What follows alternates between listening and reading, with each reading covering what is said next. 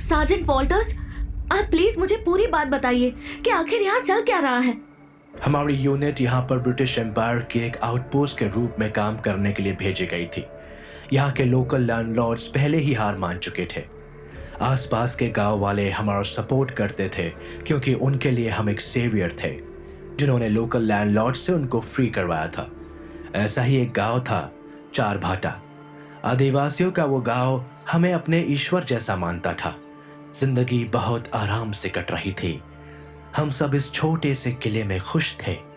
Colonel Andrews और Harry अक्सर जंगलों में शिकार करने जाया करते थे, मगर हमारी ये खुशी ज्यादा दिन नहीं टिकी और शायद इसकी शुरुआत उसी हादसे से हुई है। कौन सा हादसा? उस दिन कर्नल एंड्रूज और सार्जेंट हैरी रोज की तरह शिकार करने गए थे। Damn it, I missed it again, but I will not give up. Let it go, Hav.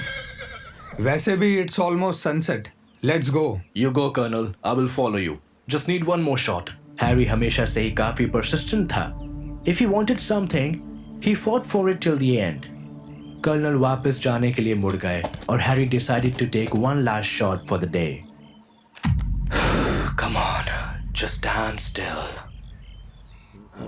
Huh? What was that? Oh no! Ah! Colonel, help me! Help me! Harry पर एक rabid wolf ने attack किया था। By the time Colonel reached him, Harry was severely injured. Oh no! Hav! फिर वो हार्व को छोड़कर colonel की ओर देख के गुर्राने लगा।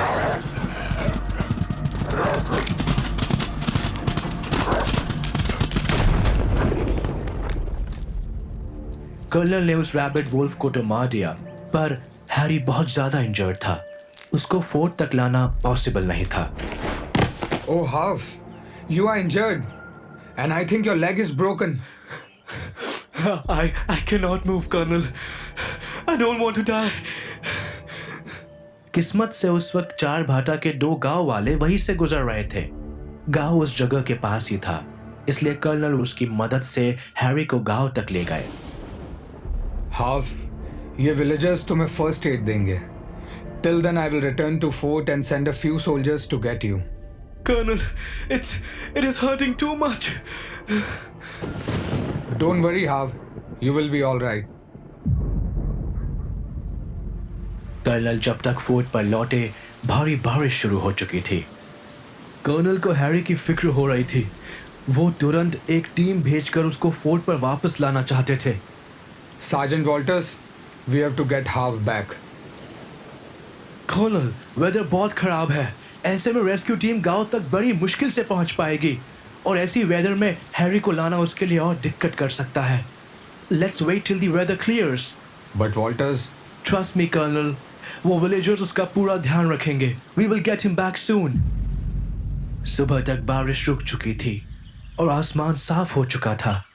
मैं और कर्नल एंड्रूज एक टीम लेकर गांव की ओर रवाना हो गए, पर हमें नहीं पता था कि वहां कल रात एक अलग तरह का तूफान आया था।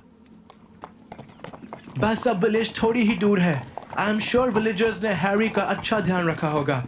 These tribals really think we are here to liberate. Colonel, what the hell? ये क्या है कर्नल? यहाँ हैरी! Sergeant Harry! सब लोग सार्जेंट हैरी को ढूंढो। वो सीन मैं जिंदगी भर नहीं भूल पाऊंगा। जिधर देखो डेड बॉडीज थी, torn, battered, जैसे किसी जंगली जानवर ने पूरे गांव को चीर कर रख दिया हो। Not even the children were spared. कोई भी डेड बॉडी एक पीस में नहीं थी, पर उन बॉडीज में सार्जेंट हैरी नहीं था। Harry! Harry! Colonel, colonel!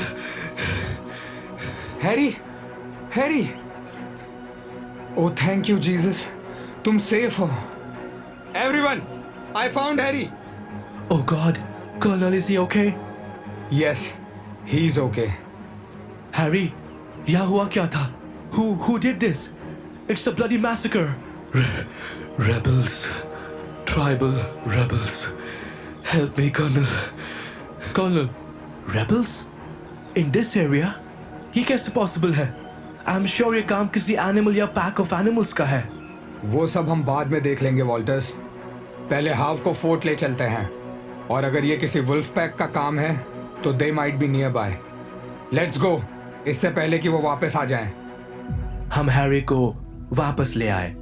Villagers की फर्स्ट एड से उसके वुंड्स तो मैजिकली हील हो चुके थे, but he had high fever और स्ट्रेंजली उसका लेग भी फ्रैक्चर नहीं लग रहा था। कर्नल, वॉल्टर्स, क्या हुआ? Everyone is scared colonel. ऐसा अटैक तो आज तक नहीं देखा। भेड़िए भी इस तरह से इतने ब्रूटल नहीं हो सकते हैं। They left no one alive or in one piece. Except हाव।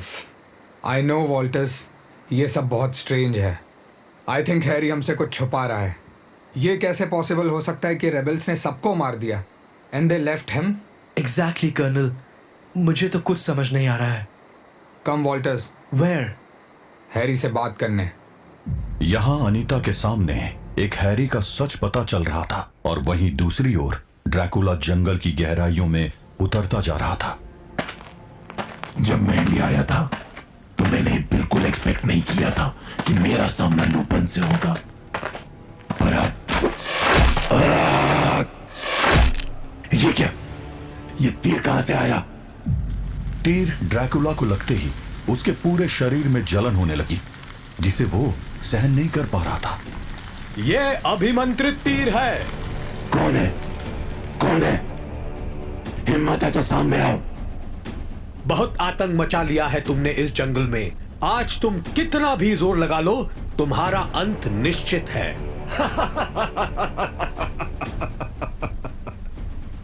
ऐसी धमकियां मुझे 400 सालों से मिल रही हैं, पर मैं आज भी यही हूं। और वो धमकी देने वाले कहां हैं? अगर तुम जानते तुम मुझे धमकी नहीं देते। बहुत घमंड है तुम्हें अपनी शक्तियों पर। इन्हीं शक्तियों के मद में चूर होकर तुमने जंगल के आदिवासियों पर अत्याचार किया है ना। आज हम देखेंगे कि तुम्हारे अंदर कितना सामर्थ्य है। चलो पहले इन शिकंजों से छूट कर दिखाओ। तुम्हें क्या लगता है कि मैं थोड़ी सी जलन सह नहीं सकता?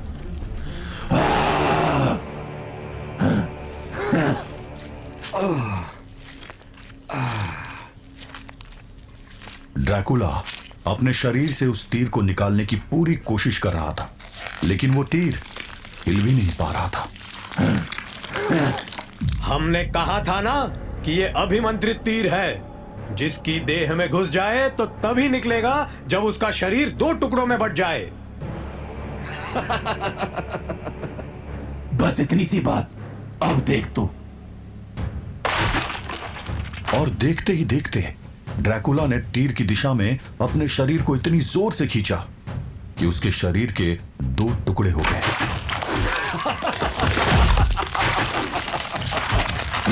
हो गए मेरे भी 2 टुकड़े, और अब मैं तुझे अपनी ताकत दिखाऊंगा। सराहनीय। तुमने अपनी देह को 2 भागों में विभाजित करने के बाद फिर से एक रूप प्राप्त कर लिया। तुम अत्यंत शक्तिशाली हो, इसमें कोई संदेह नहीं है, किंतु ये तो मात्र तुम्हारे कष्टों का आरंभ है।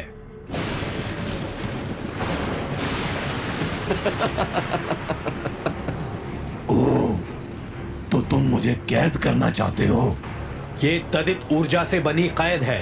तुम अगर जरा भी हिले तो ये ऊर्जा तुम्हारी देह को भस्म कर देगी। तुम राख हो जाओगे। मुझे राख में मिलाने का ख्वाब देखने वाले खुद खाक हो गए। उसने जानबूझकर बिजलियों से बनी उस कैद को छुआ था, जिसने उसके पूरे शरीर को राख कर दिया। लेकिन तभी उसकी राख एक तेज और बड़े भंवर में बदलकर जोर से साधु के आसपास घूमने लगी, और ड्रैकुला का शरीर फिर से पहले जैसा हो गया।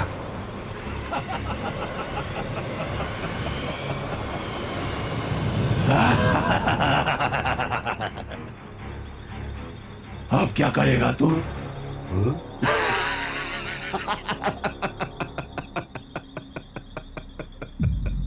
मायावी, शक्तिशाली, किंतु अत्याचारी। अत्याचार क्या होता है ये तो तुझे मैं बताऊंगा।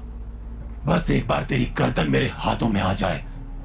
यह तो स्पष्ट है कि तेरे भीतर असीम शक्तियां हैं, किंतु क्या तू मानसिक रूप से भी सशक्त है? साधु के ये कहते ही ड्रैकुला के सर में अचानक ऐसा दर्द उठा जो वो सहन नहीं कर पा रहा था।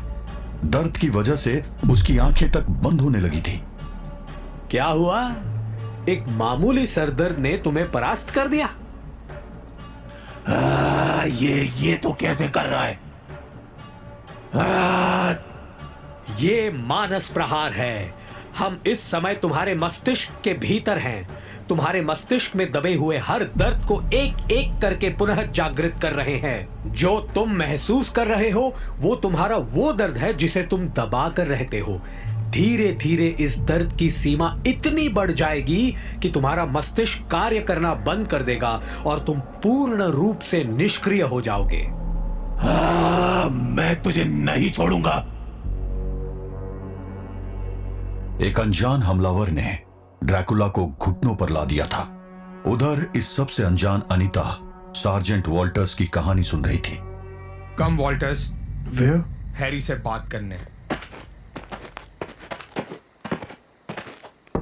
Harry, sergeant Harry, Hav are you sleeping? I think वो सो रहा है कर्नल। हाव हाव